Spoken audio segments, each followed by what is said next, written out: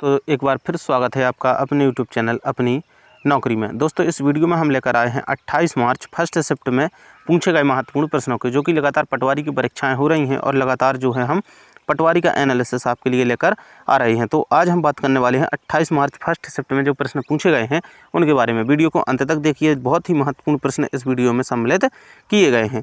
तो आज का जो हमारा पहला प्रश्न प्राप्त हुआ है वो है, बॉलीवुड गायिका पलक मुच्छल का संबंध मध्य प्रदेश के किस शहर से है। जो बॉलीवुड में सिंगर हैं पलक मुच्छल, उनका जो संबंध है मध्य प्रदेश के किस शहर से है। तो उनका जो संबंध है वो आपका किससे है, वो है आपका इंदौर शहर से। किस शहर से? इंदौर से।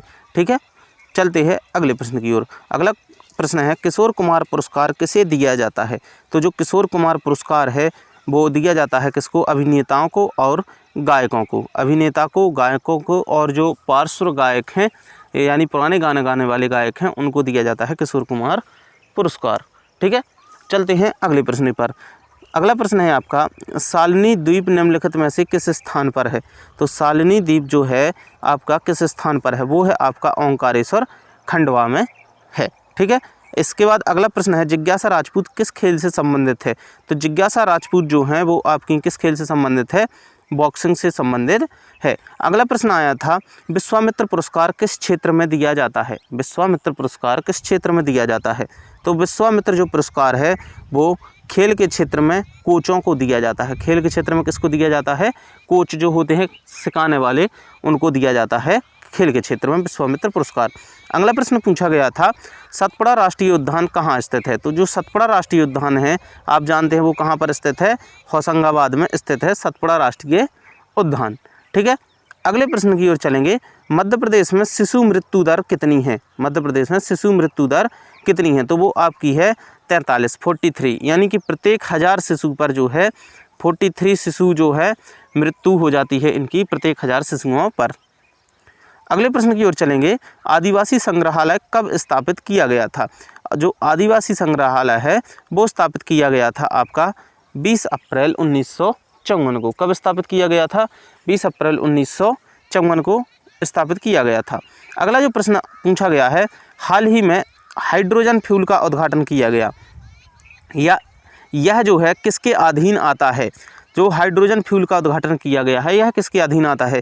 तो यह आता है केंद्रीय सड़क परिवहन और राजमार्ग मंत्रालय के अधीन आता है हाइड्रोजन फ्यूल। ठीक है, अगले प्रश्न की ओर चलेंगे, सतपुड़ा श्रेणी किन दो नदियों को विभाजन करती है। जो सतपुड़ा श्रेणी है वो किन दो नदियों के बीच जो है विभाजन का कार्य करती है। तो जो सतपुड़ा श्रेणी है वो नर्मदा और ताप्ती जो नदी हैं इनके बीच विभाजन का कार्य करती है।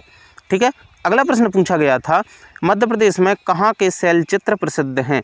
मध्य प्रदेश में कहाँ के शैलचित्र प्रसिद्ध हैं। तो आप अच्छे से जानते हैं मध्य प्रदेश के जो हैं भीमबेटका, जो कि कहाँ पर है? रायसेन में है। यहाँ के जो है शैलचित्र प्रसिद्ध हैं। अगला प्रश्न जो पूछा गया था वो था, मध्य प्रदेश के किस मंदिर का निर्माण सप्तरथ शैली में किया गया है। मध्य प्रदेश का है किस मंदिर का निर्माण सप्तरथ शैली में किया गया है। तो जो मंदिर है वो है कंदरिया महादेव मंदिर, जो कहाँ पर स्थित है? खजुराहो में। और खजुराहो जो है किस जिले के अंतर्गत आता है? तो वो आता है आपका छतरपुर जिले के अंतर्गत। किस जिले के अंतर्गत? छतरपुर जिले के अंतर्गत।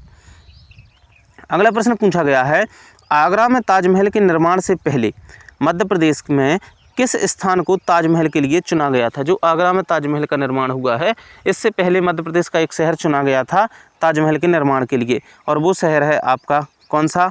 बुरहानपुर। कौन सा शहर है? बुरहानपुर को चुना गया था मध्य प्रदेश जो है आगरा में ताजमहल बनने के पहले, लेकिन फिर कहाँ बनाया गया? आगरा में। ठीक है, अगला प्रश्न है, इंडोनेशिया में 2004 में बॉक्सिंग डे सुनामी का नाम है बॉक्सिंग डे सुनामी किस द्वीप पर आई थी। इंडोनेशिया में जो है 2004 में बॉक्सिंग डे सुनामी किस द्वीप पर आई थी। तो उस द्वीप का नाम है सुमात्रा द्वीप पर जो है 2004 में बॉक्सिंग डे सुनामी आई थी। अगला प्रश्न है, महाजनपद काल की कौन सी राजधानी गणतंत्र थी, यानी कि दूसरे के अधीन थी। महाजनपद काल में कौन सी राजधानी गणतंत्र थी। तो महाजनपद काल में जो है वैशाली जो राजधानी थी वो आपकी कैसी थी? गणतंत्र थी। कौन सी राजधानी? वैशाली। अगले प्रश्न की ओर चलेंगे, भारतीय राष्ट्रीय कांग्रेस की स्थापना के समय भारत के वायसराय कौन थे। भारतीय जो राष्ट्रीय कांग्रेस की स्थापना के समय जो है भारत के वायसराय कौन थे? तो वो वायसराय कौन थे? Lord Dufferin. कौन थे? Lord Dufferin. ठीक है।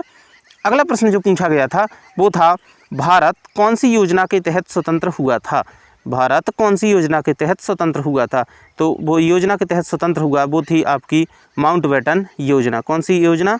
माउंटबेटन योजना के तहत भारत स्वतंत्र हुआ था। अगला प्रश्न पूछा गया था साइंस से, सोडियम क्लोराइड का रासायनिक सूत्र क्या है? तो सोडियम क्लोराइड अच्छे से जानते हैं, जो कि क्या कहलाता है नॉर्मल भाषा में? नमक कहलाता है, और जिसका फॉर्मूला होता है NaCl। ठीक है। अगले प्रश्न की ओर चलेंगे। कोशिका का ऊर्जागृह किसे कहा जाता है? तो कोशिका का जो ऊर्जागृह है या फिर पावर हाउस है वो किसे कहा जाता है?